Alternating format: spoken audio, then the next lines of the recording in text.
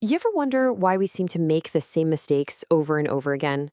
Well, according to Rolf Dobelli's book, The Art of Thinking Clearly, it's not really your fault. It's because our brains are literally hardwired with flaws.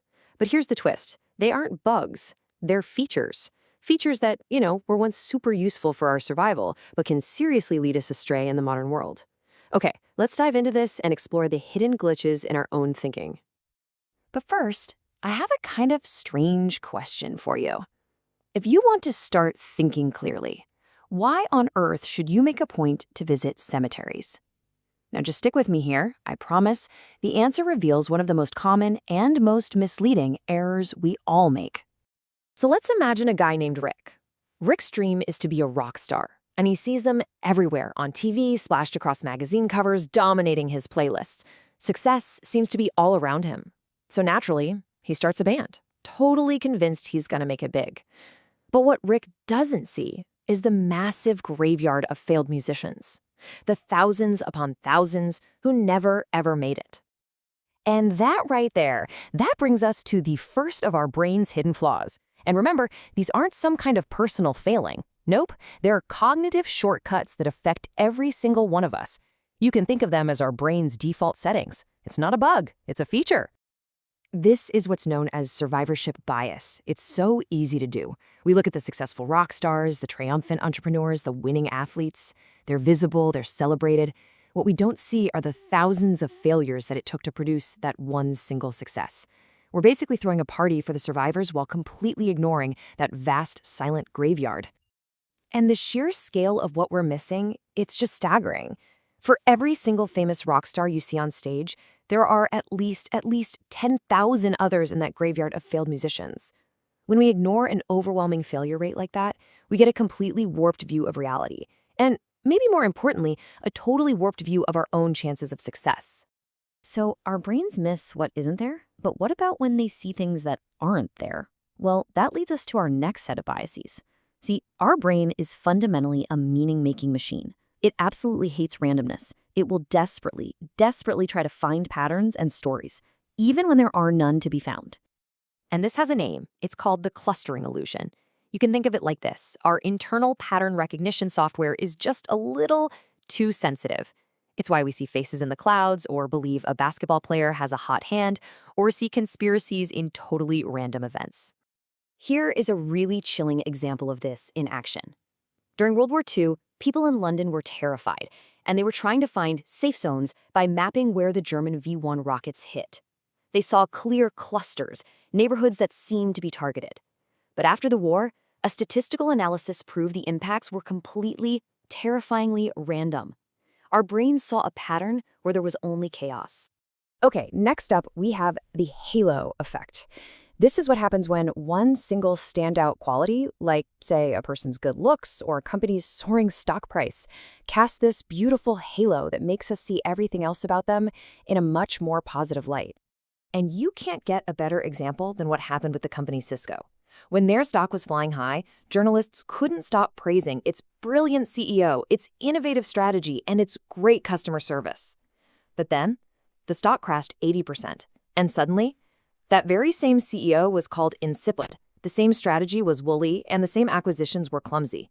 Literally nothing about the company had changed, except for the stock price, which cast this negative halo over everything else. This all ties into our absolute love for a good story, which creates yet another bias. I mean, listen to these two sentences. Which one is more memorable? The king died and the queen died. Or, the king died and the queen died of grief.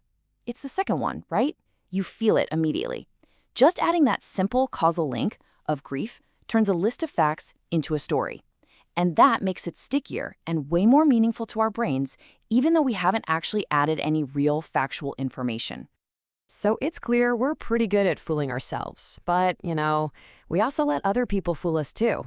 This next set of biases really kicks in when we're in a group, and it shows just how easily our own thinking can get outsourced to the crowd. This is called social proof. It's basically our inner herd instinct. If everyone else is doing it, well, it must be the right thing to do, right? We just follow the actions of others because, honestly, it's a simple, low-effort way to get by in the world. Just think about it for a second. You're walking down a busy street and you see a crowd of people all looking up at the sky. What do? You look up too. Of course you do. You have no idea what they're looking at, but you just assume they know something you don't. That's social proof in its purest, simplest form.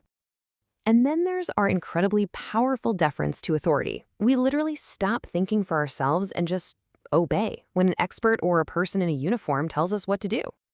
I think the most chilling demonstration of this has to be Stanley Milgram's famous 1961 experiment.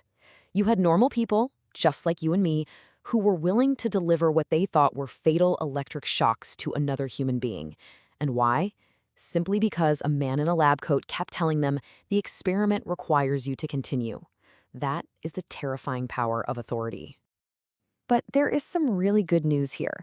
Just being aware of these biases can literally save lives. Take the airline industry. They recognize the extreme danger of co-pilots being too intimidated to question a captain's decision, so they created something called crew resource management, a system that empowers everyone in the cockpit to speak up.